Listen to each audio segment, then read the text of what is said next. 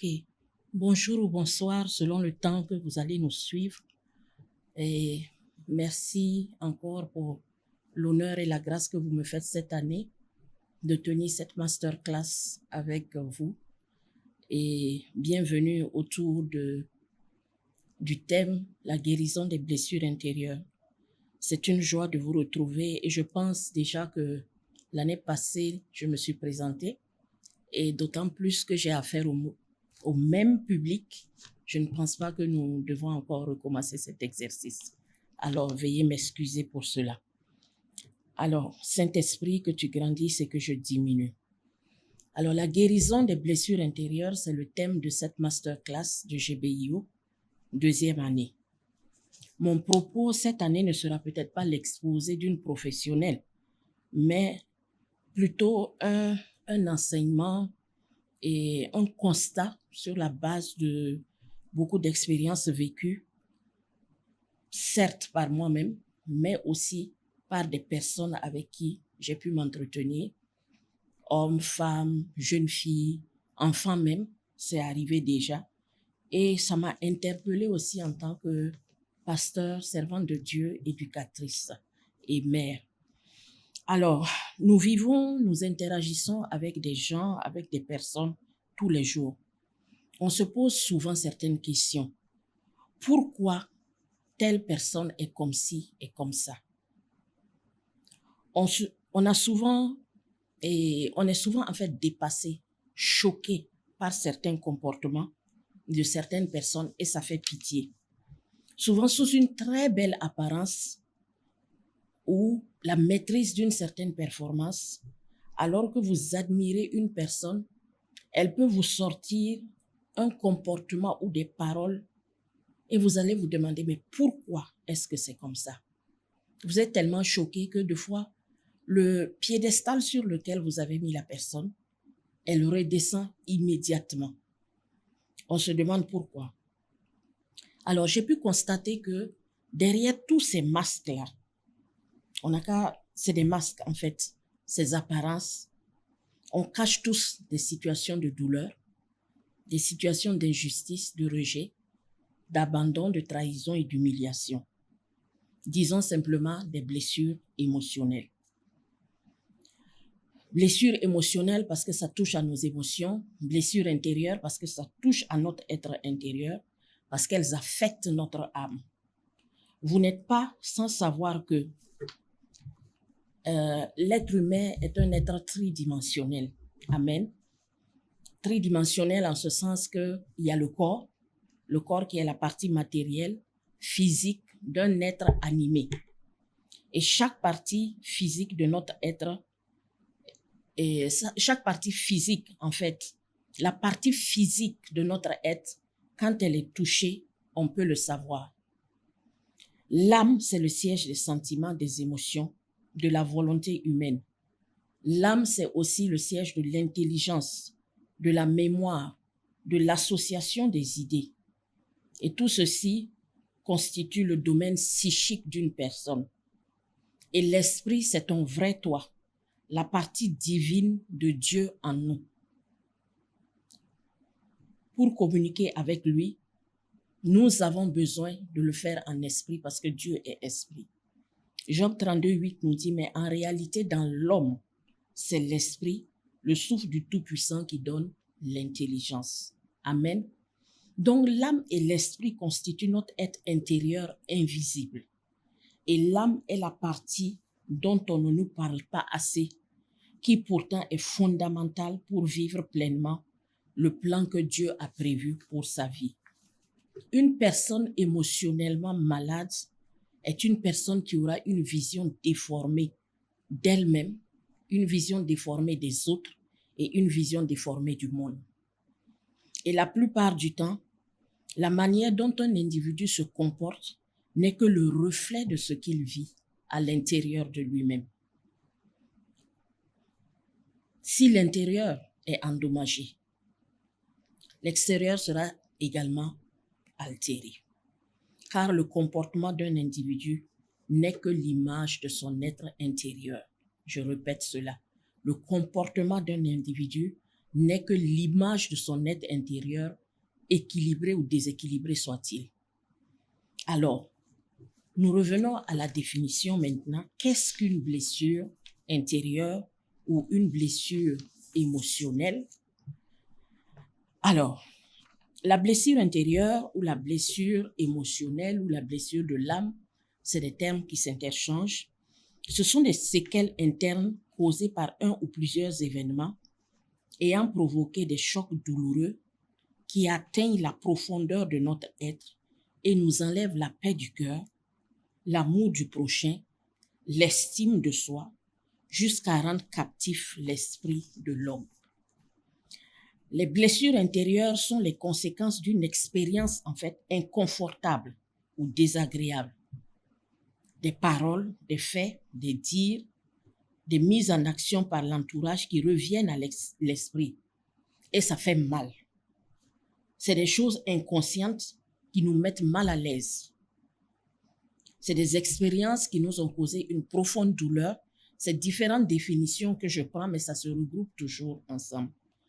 Ce sont des expériences qui nous causent une douleur profonde, de la colère ou même de la peur. Et toute situation qui nous cause du mal peut générer une blessure émotionnelle. Et quand l'âme est touchée, blessée, quand l'âme est affectée, ça va se ressentir et se répercuter sur le corps, sur notre comportement, sur notre langage, disons nos relations avec ou soit le sexe opposé, soit un supérieur, soit un subalterne, en tout cas quelqu'un autour de nous. Et malheureusement, beaucoup de personnes ont manqué le but. Elles n'ont pas atteint leurs objectifs. Elles ont raté certaines opportunités de réussite, de percée à cause de cela. Et dans cette masterclass, nous voulons d'abord voir et comprendre les mots qui nous font souffrir. Mots, un mot, M-O-T, des mots, M-A-U-X. On veut comprendre un peu ces mots. Et c'est de cela qu'il s'agit. Aller au fond de nous-mêmes. Refaire le voyage dans son passé, s'il le faut. Et dans le cas de la guérison des blessures intérieures, c'est nécessaire souvent de refaire ce voyage dans le passé pour reconnaître certaines choses. Car les nier ne nous aidera pas à en finir avec. Souvent, c'est l'erreur en fait que nous faisons. Comme ça s'est passé il y a longtemps, parce que je fais une parenthèse pour dire que beaucoup des blessures émotionnelles que nous avons remontent en fait depuis l'enfance. Et on se dit que comme ça s'est passé depuis longtemps, on essaye d'oublier, on enfuit ça dans notre subconscient. Il faut qu'on se rappelle toujours que le cerveau enregistre. Ça s'est passé depuis longtemps, donc je n'en fais plus un problème. J'avance. Mais malheureusement, tu avances, tu oublies que le cerveau a enregistré ces événements, ces situations, et c'est stocké quelque part là-bas. Ça va ressortir un jour, que tu le veuilles ou pas. Alors, pourquoi nous agissons comme nous le faisons différemment de la norme? Dans la société est régie par des normes, et quand tu agis différemment des normes, tu es catalogué. Tu peux être une bonne personne, mais parce que tu n'agis pas selon les normes, on te met à part, tu es fiché, tu es catalogué. Arrêtons aussi souvent de dire « je suis comme ça » et après, laissez-moi, j'ai toujours été comme ça. Acceptez-moi tel que je suis. Toi aussi, tu es toi. Je ne te fais pas de reproches par rapport à ça. Souvent, ce sont des fuites en avant. Il y a un problème, il y a même danger quand nous parlons comme ça. Car on a affaire à une personne qui ne veut pas se regarder en face et reconnaître en fait qu'elle a un problème. Donc, ces genres de personnes, la plupart du temps, ils rendent tout le monde responsable de leur situation, tout le monde responsable de ce qu'ils sont devenus et ils aiment se victimiser, souvent même de fois de façon inconsciente. Et je connais une jeune dame, elle est à Bobo, mais je tairai le nom. Et cette jeune dame, elle a vécu dans une situation, en fait, depuis qu'elle était petite, elle et sa sœur, elles se sont suivies vraiment dans l'intervalle d'une année. C'est-à-dire qu'elle est née dans un mois et moins d'une année après, sa petite sœur est née. Alors, je vois une maman qui se retrouve avec 2 bébés en même temps, ce n'était pas si facile. Mais étant la grande sœur, je crois qu'elle s'est sentie délaissée quelque part, même depuis toute petite. Peut-être que c'était de façon inconsciente, elle ne s'est pas sentie aimée.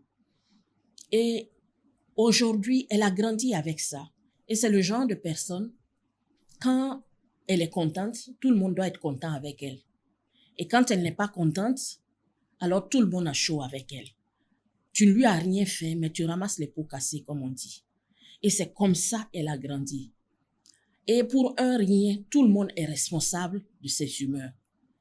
Vous voyez un peu comment les choses se passent. On reviendra sur le cas de cette dame après. Donc, ici, nous tous, nous avons été blessés, comme je le dirais. Mais nos réactions montrent l'intensité, en fait, du ressenti. L'intensité de la blessure qu'on a ressentie. Nos réactions vont le montrer, qu'on le veuille ou pas. Souvent, nous minimisons les choses émotionnelles en nous disant que non, ça va passer. Mais dépendant de l'intensité de ce que nous avons vécu, ça ne passe pas comme ça. Il y a nécessité souvent de s'arrêter et de faire face à ça et de chercher la solution. Quand on a un choc émotionnel, il y a une réelle blessure dans notre être. Ça, c'est une vérité. Et toutes les sensations, les odeurs, les sons, les événements qui vont entourer cette blessure sont enfouis dans notre être. Et elles vont faire ressortir cette douleur tôt ou tard face à ce genre de sons, d'odeurs, comment je peux dire, d'événements que nous allons rencontrer. Je prends un exemple simple, par exemple, d'un enfant qui a été souvent très malade en structure sanitaire. Vous allez voir que ce sont des enfants qui vont avoir peur des blouses blanches, qui vont avoir peur des injections, parce qu'ils ont été traumatisés, blessés à l'intérieur par ce séjour, par exemple, en structure sanitaire. Donc, c'est un peu comme ça que les choses fonctionnent. Et, par exemple, il y a des personnes naturellement, elles n'aiment pas les hôpitaux, elles ont peur des hôpitaux. Tout ce qui est odeur de alcool, éther et tout, elles n'aiment pas. Des personnes comme ça, s'ils font un séjour à l'hôpital, ils vont être assez blessés par toutes ces choses. Et toute odeur d'alcool, même dans la maison, pour une petite blessure, va lui rappeler en fait qu'il a été à l'hôpital un jour. Ce sont des choses c'est des exemples peut-être pas trop parfaits, mais je les prends pour que vous puissiez comprendre un peu comment les choses se passent. Ça peut être aussi un comportement.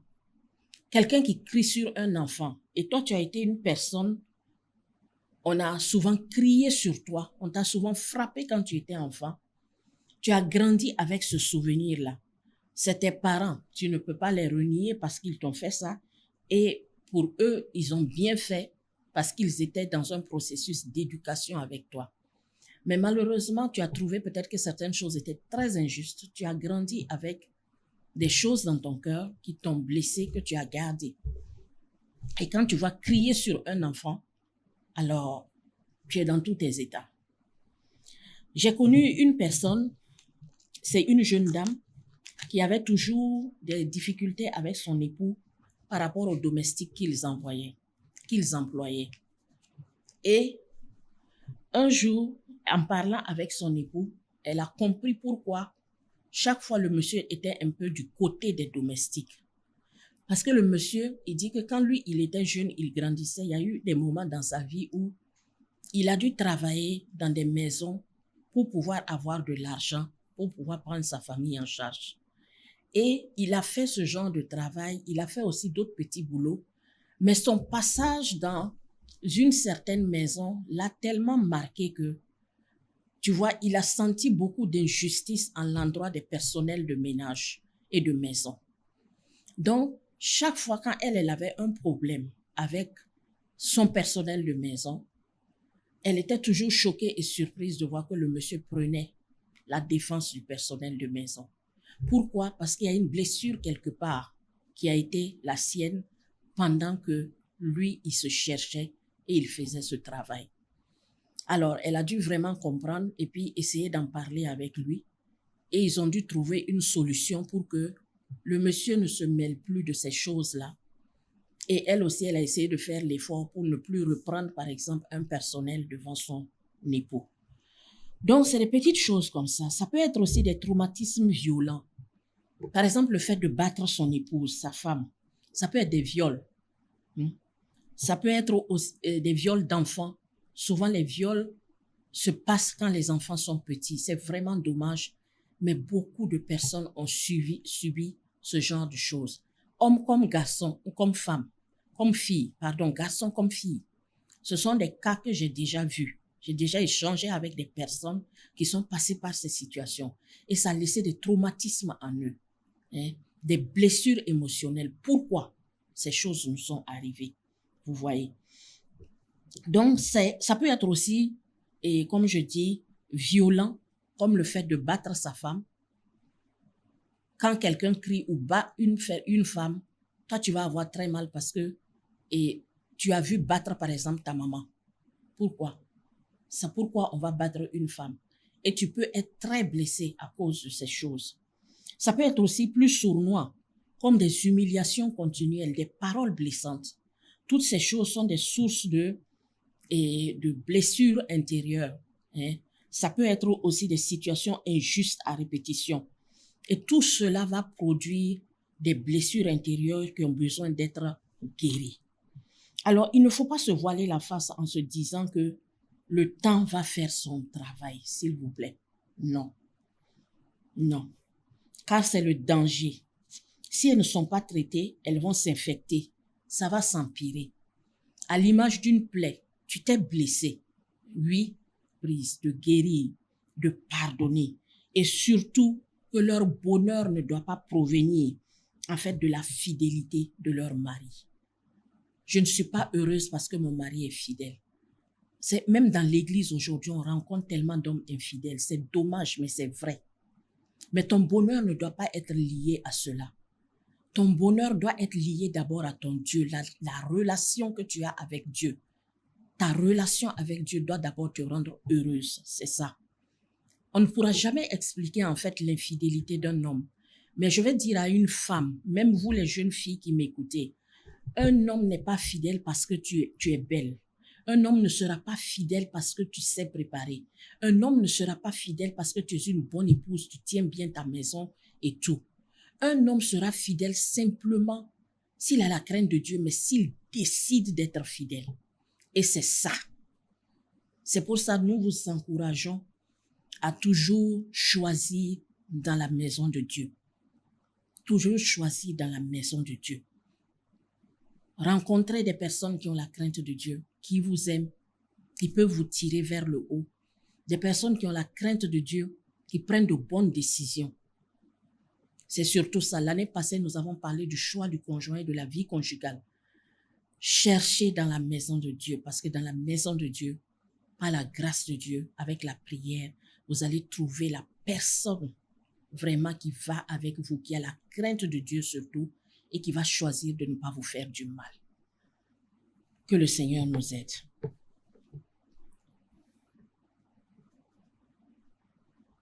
Aussi, on peut dire qu'il y a des hommes qui sont vraiment très méchants, très, très, très méchants. Mais je vais fermer cette parenthèse-là, parce qu'il y en a qui savent que vous êtes blessés par ce qu'ils font, mais ils vont toujours tout faire pour vous faire mal. Je ferme cette parenthèse, parce que là n'est pas notre propos. Donc, les gens sont blessés beaucoup dans les familles, dans les foyers, par les infidélités. Les infidélités ne blessent pas seulement que les femmes, les conjoints. Ça blesse aussi les enfants. Parce que la qualité de la vie, la relation familiale va changer. Il y a les problèmes des divorces. Il y a les problèmes des remariages. Toutes ces choses-là créent des blessures dans les vies.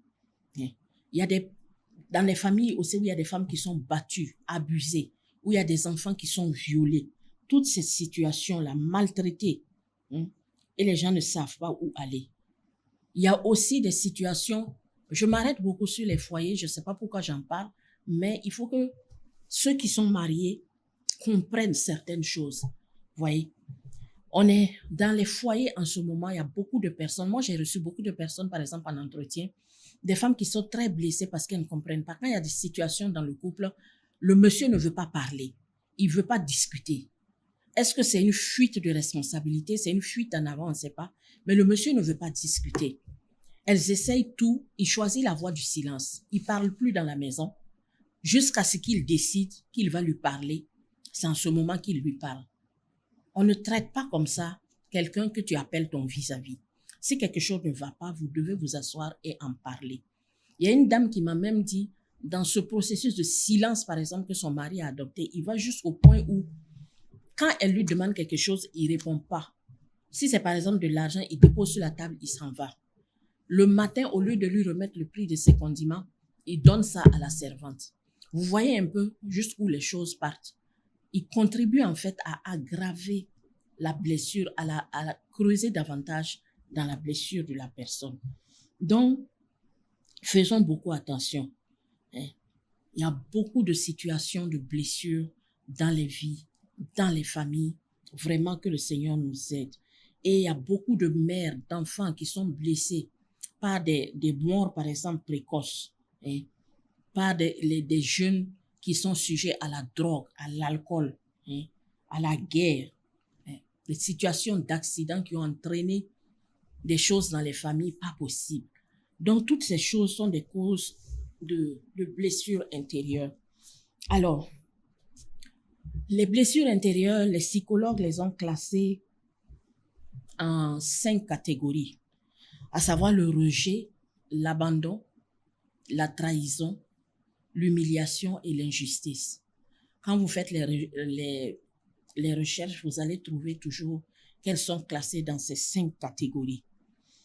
Et beaucoup de personnes sont blessées à cause de cela. Ces 5 grandes catégories, tout se retrouve là-dedans.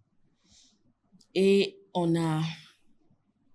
voit souvent des situations où, quelle que soit la situation que tu rencontres, en fait, elle va se classer parmi ces 5 catégories.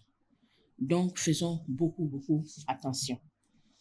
Et je parle aussi un peu des histoires de séparation de parents qui amènent des blessures. Et on avait un peu parlé des bagarres des parents, les problèmes des enfants confiés qui vivent des injustices et des violences, des jeunes laissés à eux-mêmes qui n'ont pas appris de se battre. Et ces jeunes-là vont être très blessés après, ils en veulent souvent à leurs parents, mais souvent aussi, c'est pas la vie a créé ces choses, mais 2 fois aussi, ils sont quelque part responsables parce qu'il y a des personnes qui sont très désobéissantes, qui n'aiment pas du tout les conseils. Ils ont toujours raison. Donc, vraiment que le Seigneur nous aide par rapport à tout ça. Alors, les cas sont assez quand même nombreux. On ne peut pas rentrer dans les détails. Il y a beaucoup de choses que j'ai énumérées ici, mais on va peut-être sauter là-dessus. On parle un peu de l'injustice de certains parents, l'autoritarisme de certains parents. Le décès, par exemple, d'une personne chère peut créer des blessures. Le remariage d'un parent. En parlant de décès, une fois j'ai rencontré une jeune fille en entretien des années en arrière qui venait de perdre son fiancé et qui était tellement blessée au point où elle en voulait à son fiancé. Pourquoi il est mort? Quand vous vous retrouvez devant une situation comme ça, comment vous faites? Vous voyez, les origines sont très différentes. Ou le remariage, par exemple, d'un parent, les conflits entre pères, orphelins, marâtres, tout ça, ce sont des choses, la liste est très longue. Mais je veux à ce point vous dire de retenir quelque chose. Les personnes blessées, elles ont des réactions souvent qui dépassent les normes, qui dépassent l'entendement. Et ce sont des personnes qui trimballent souvent de la colère et qui la libèrent sur les autres pour un rien. Et c'est de ça, en fait, qu'il s'agit. Elles ont vécu des choses et les autres sont responsables. Et c'est des choses, même sur le plan national, ça arrive. Il y a eu un moment dans ce pays, j'ouvre la parenthèse et je la referme rapidement, où il y avait tellement de situations d'injustice, d'impunité, que si par exemple tu as le malheur d'avoir un accident sur la route et que l'accidenté est très blessé ou bien il meurt, toi, on doit te prendre et te cacher rapidement. Sinon, on va te lyncher et te tuer là-bas. On va mettre le feu à ta voiture. Il y a eu des moments dans ce pays-là où on a vécu des choses comme ça. Mais je referme rapidement la parenthèse et ça reste ici entre nous. Donc, les personnes blessées sont toujours à la recherche des personnes pour blesser. Et les personnes blessées blessent toujours les autres. Parce que blessées, elles sont d'abord complexées. Elles se disent que toi, tu es mieux. Je ne suis pas comme toi. Vous voyez un peu. Elles sont blessées et elles sont jalouses. Elles peuvent être jalouses et développer un sentiment, tu vois, j'ai pas envie de dire de sorcellerie, mais la jalousie, c'est la sorcellerie. Donc, il y a tout ça là-dedans. Donc, je disais que les psychologues classent les blessures émotionnelles dans l'ordre de 5 catégories. Nous allons essayer de survoler ça un peu. En les survolant, je vais peut-être vous dire ce que c'est que la blessure du rejet, quel est le masque que ça donne, et puis quelle est la peur que la personne, par exemple, qui a le rejet, développe, et puis comment tu peux identifier la blessure du rejet. Voilà un peu, nous allons évoluer vers là. Et j'aimerais commencer d'abord par la toute première. On a dit qu'il y en avait 5. On commence par la première qui est le rejet. Alors, c'est quoi le rejet? Le rejet, c'est le sentiment d'une personne qui ne se sent pas acceptée, qui ne se sent pas aimée, qui ne se sent pas traitée à sa juste valeur. Et cela concerne également les enfants non désirés. Il y a des enfants qu'on appelle des accidents. J'aimerais ici m'arrêter et puis dire à quelqu'un, tu n'es pas un accident. Quelles que soient les circonstances dans lesquelles tu es né, c'est que Dieu a voulu de toi sur cette terre. OK? Et si tu es venu sur cette terre, c'est qu'il y a un but pour lequel tu es venu. Et en tant qu'enfant de Dieu, tu dois considérer cela. Mais malheureusement, il y a des enfants qui ont été rejetés, ils sont non désirés, mais il y en a même qui ont été rejetés par les parents. On voit des enfants, par exemple, plusieurs fois, en allant visiter des orphelinats, on trouve des enfants, par exemple, qui ont été abandonnés dans la rue, sous un arbre, sur un tas d'ordures. Ça, on retrouve ce genre de trucs. Donc, le masque que les personnes qui ont été rejetées vont développer, c'est d'être des personnes qui fuient toujours les situations. Le masque du fuyant. La personne fuit toujours, la personne n'aime pas être là, parce qu'elle ne se sent pas désirée. Et la peur que ces genres de personnes, les personnes qui vivent le rejet ont, c'est la panique. Pour un rien, ils paniquent. Et on identifie la blessure du rejet comment? Ce sont des personnes qui ont tendance à fuir, comme je disais, l'attachement. Ils ont peur même de s'attacher aux gens. Là où on veut s'investir dans leur vie avec eux, non, ils fuient toujours. Ils ne sont jamais là, ils ont peur. Ils aiment rester à l'écart des autres. Mais c'est des personnes qui sont quand même perfectionnistes. Si vous prenez des notes, vous pouvez prendre des notes parce que à la fin, je vais vous inviter, chacun à la lumière de tout ça, de voir dans quelle catégorie, en fait, tu te situes. Donc, ce sont des personnes aussi, les personnes qui ont été rejetées sont des personnes qui aiment se dévaloriser. Personnellement, elles n'aiment pas se reconnaître le droit d'exister. Beaucoup s'expriment en fait pour se sentir exister, mais elles ne se reconnaissent pas le droit d'exister. Ce sont des personnes qui aiment éviter la confrontation et les situations où il y a risque de rejet. Et elles aiment se rejeter elles-mêmes quand elles sont choisies comme amies et conjointes, parce qu'elles ne se sentent pas dignes. Voilà le problème des personnes qui vivent le rejet. Deuxièmement, il y a la blessure de l'abandon. L'abandon, c'est quand une personne qui se sent abandonnée, tire l'origine de son état dans un manque de communication avec ses parents, trop renfermés ou absents. C'est-à-dire, les parents peuvent être là, mais ils n'ont pas le temps pour l'enfant. L'enfant se sent, par exemple, abandonné, ou ils ne sont carrément pas là. Et au début de ma formation, j'ai fait une formation pour le préscolaire quand nous allions commencer l'école Charity ici. Ce sont des situations que moi j'ai rencontrées dans les maternelles. Et ça m'a beaucoup marqué. Beaucoup de parents sont absents. Souvent, ce sont les bonnes qui sont comme les mamans des enfants, qui les amènent même chez le pédiatre. Les bonnes connaissent mieux les enfants que les mamans. Hein. Deux fois, c'est les grands-parents qui s'occupent de l'éducation des enfants parce que les parents ne sont jamais là. Que Dieu vraiment nous aide. Alors, quand on parle d'absence, ce n'est pas forcément une absence physique dont il est question, mais l'absence émotionnelle, l'absence matérielle, avec par exemple des enfants livrés à eux-mêmes, vous voyez, alors que les parents sont présents. Donc, il y a tout ça, ce que je vous disais un peu plus haut. Bien évidemment, il y a peut-être des cas de mort prématurée d'un des deux parents où l'enfant va se sentir comme abandonné. Et le masque que les personnes qui vivent dans l'abandon développent, c'est le masque de la dépendance. Ils aiment dépendre des autres. Tant qu'ils ne dépendent pas de quelqu'un, ils ne sont pas à leur place. Et leur peur, c'est la solitude. Les personnes qui ont été abandonnées ont très peur de la solitude. Maintenant, ces personnes-là, pour identifier une personne qui vit dans une blessure d'abandon, la personne, certes, a le sentiment d'être, et elle est une personne souvent hystérique. Elle cherche l'aide et l'attention des autres. Elle aime dramatiser chaque petit problème. Et comme je disais, elle a peur de la solitude. Elle évite les séparations ou elle retarde les séparations. Tu vas voir que c'est le genre de personne, par exemple, dans un foyer, qui peut vivre des situations très difficiles avec son mari et elle sait que, par exemple, elle doit se séparer ou prendre du recul à un moment donné. Ou bien en amitié, elle vit peut-être des amitiés toxiques. Elle sait qu'elle doit se séparer pour se faire du bien, mais elle a du mal à se séparer.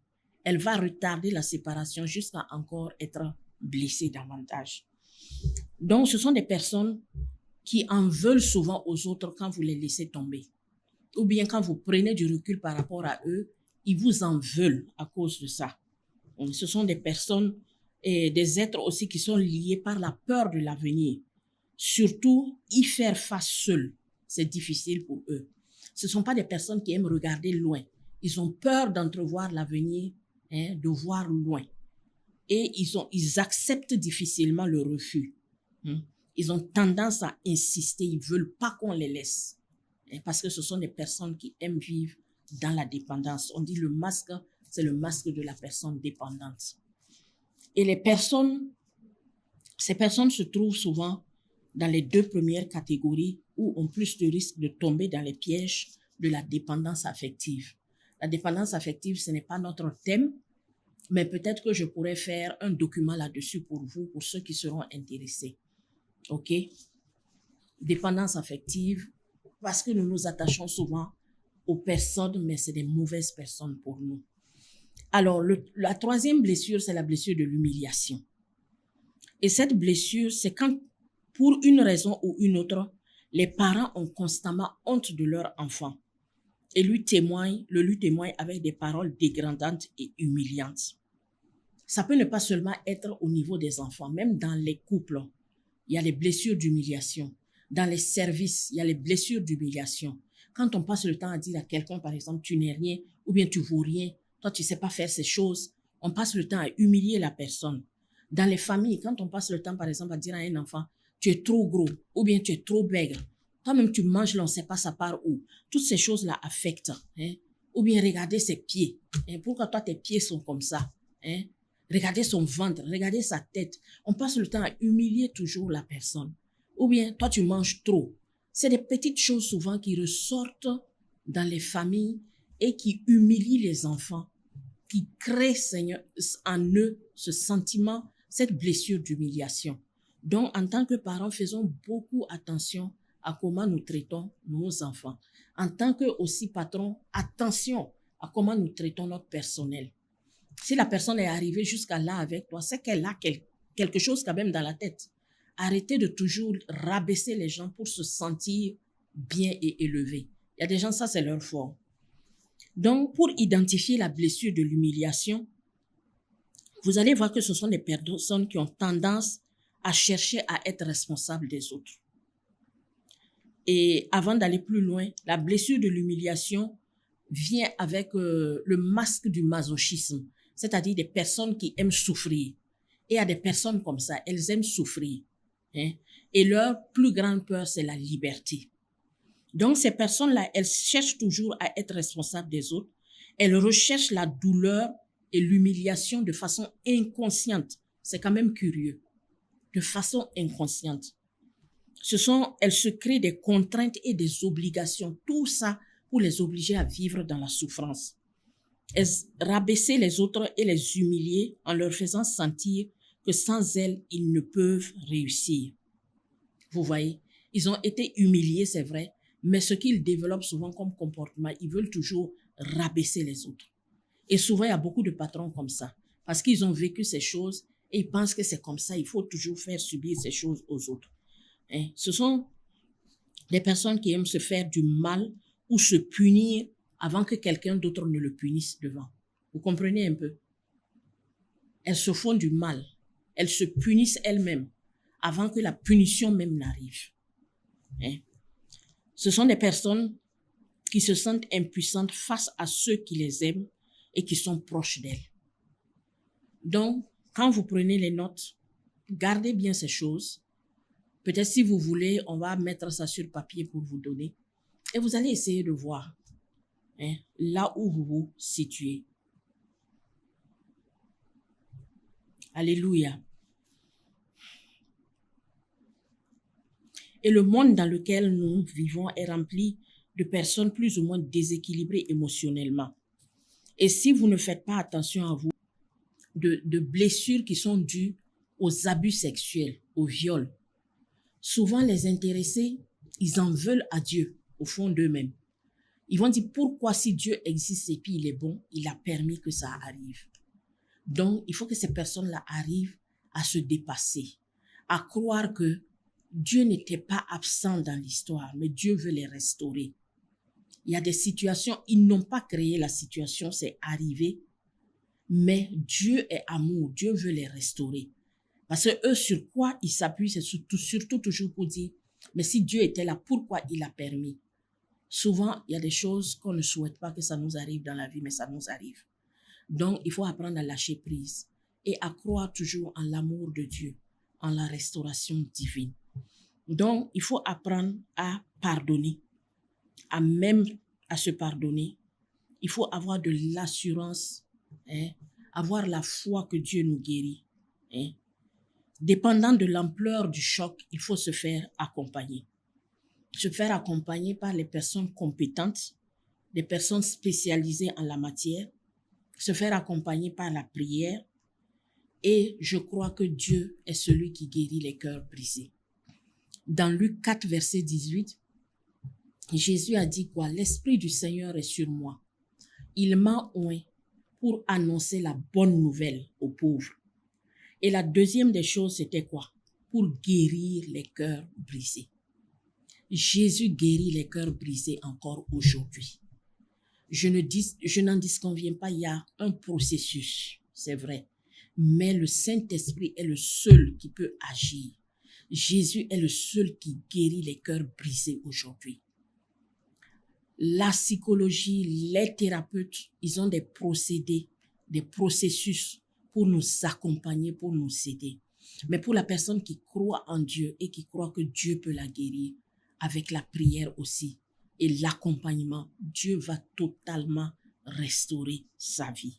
Et ça, c'est la bonne nouvelle. Alors, je voudrais vraiment encourager quelqu'un pour dire que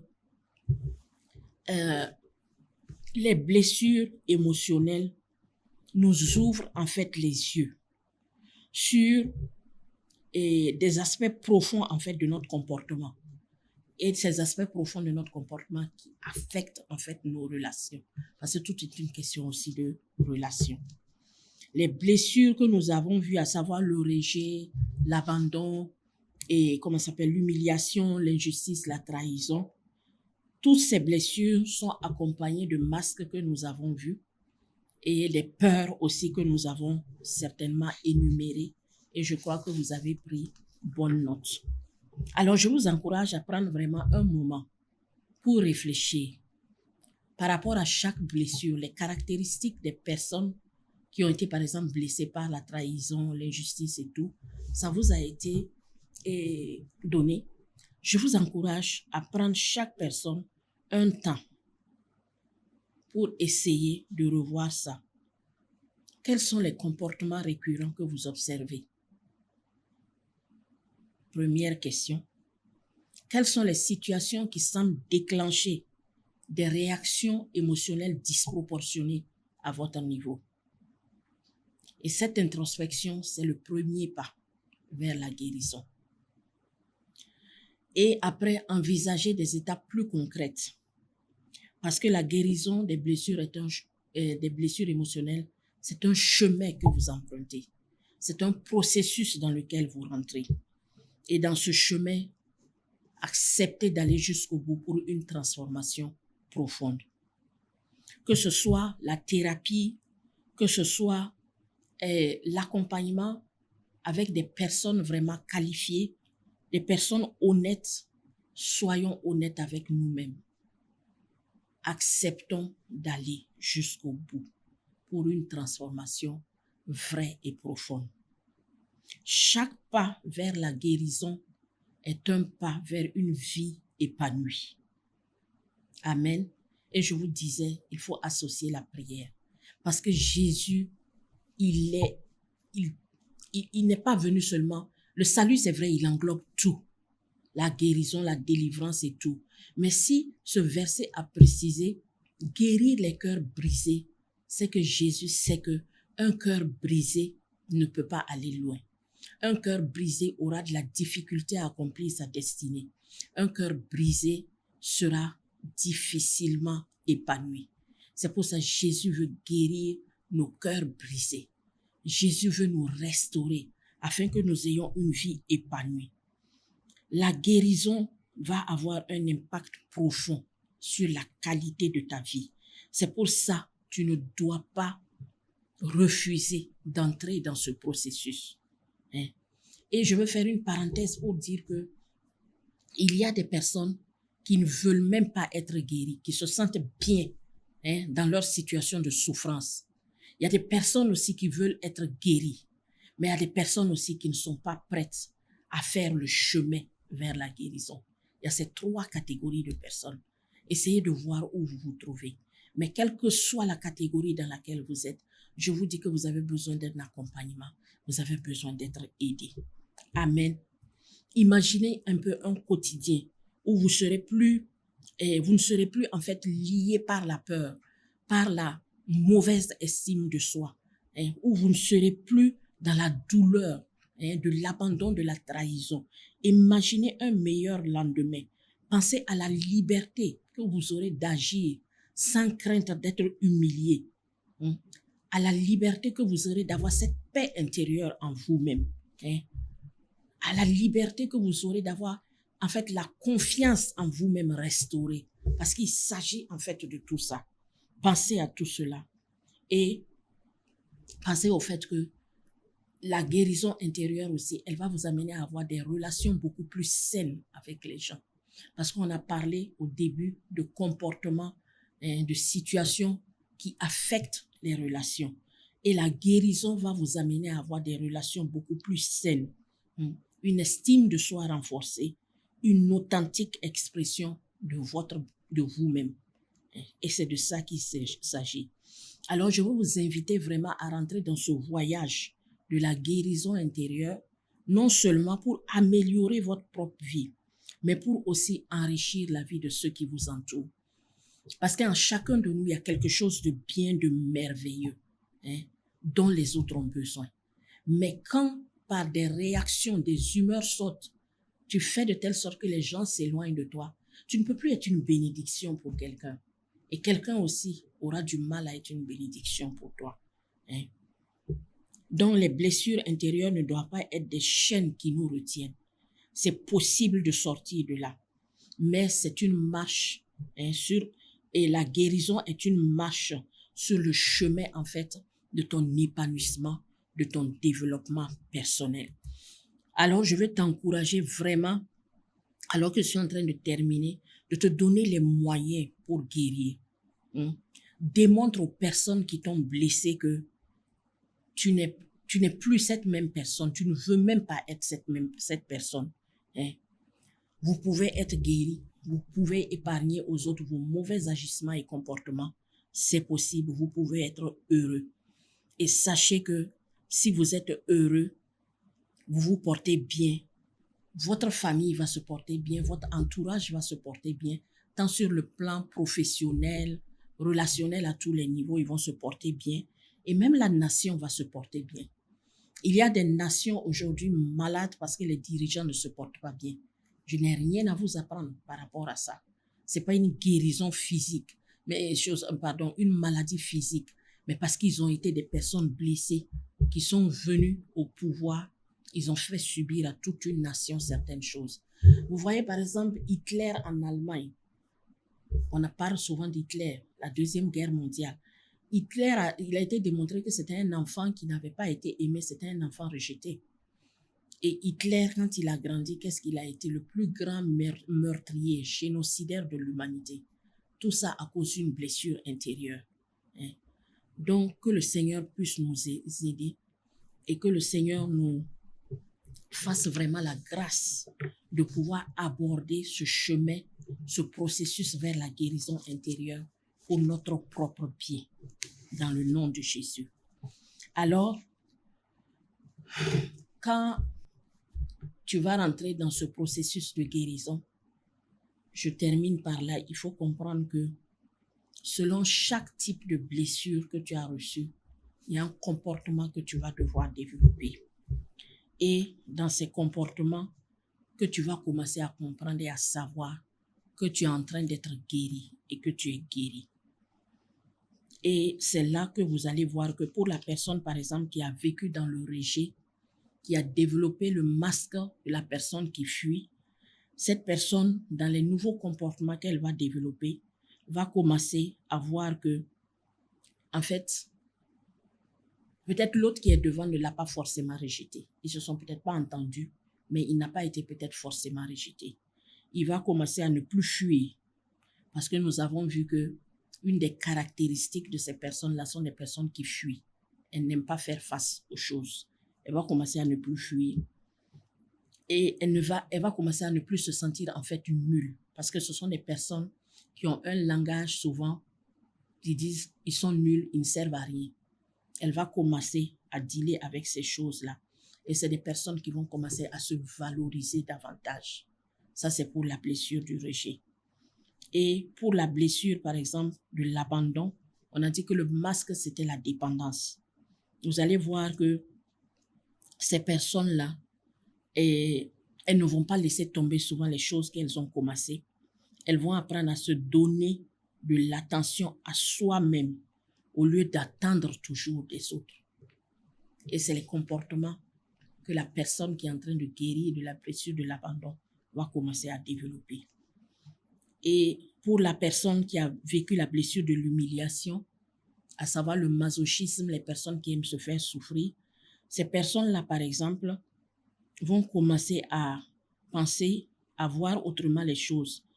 Est-ce que la situation, par exemple, que j'ai vécue, que je trouve une situation d'humiliation, était vraiment une situation d'humiliation? Elle ne va pas tout prendre sur ses épaules au détriment de ses propres besoins. Parce qu'on a vu que c'est des personnes qui aiment rendre service. Tout pour les autres, mais rien pour elles. Vous voyez. Et pour la personne qui a vécu la blessure de la trahison, là, le masque, c'est la personne, le contrôlant, la personne qui contrôle.